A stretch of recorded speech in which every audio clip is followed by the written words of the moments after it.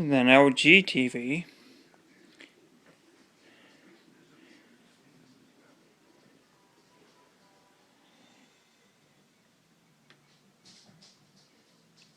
And I'm holding down the power button and nothing's happening.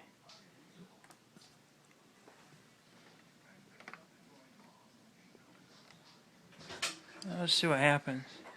We can take the back cover off. Well, once you got the back case off, before you take the back cover off, make sure you watch out for this guy here and don't break him off. I'm not sure what it is, but just don't break it off. And this is the first time I've ever seen a hard drive in a TV that's different. Totally different from what I've ever expected. This is your main processing board.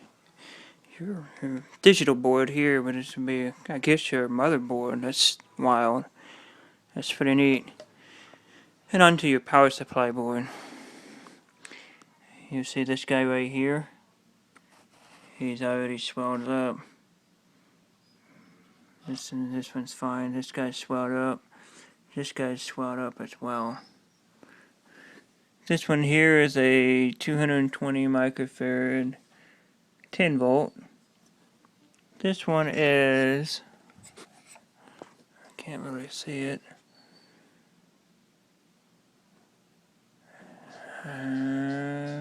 Not sure.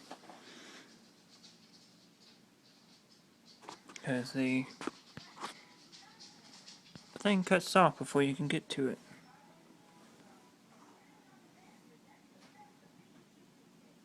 Looks like it's a 1800 microfarad.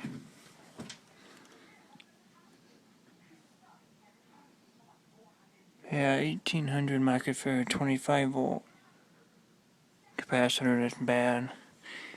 So if you replace this one here, I'd go ahead and change these two other 2200 microfarads out.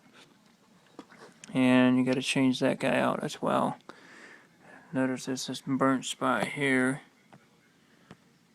It makes me wonder if there's something underneath this board that you need to look at as well. Okay, now after you change your capacitors, your light turns on, your TV turns on. Well, that sums it all up.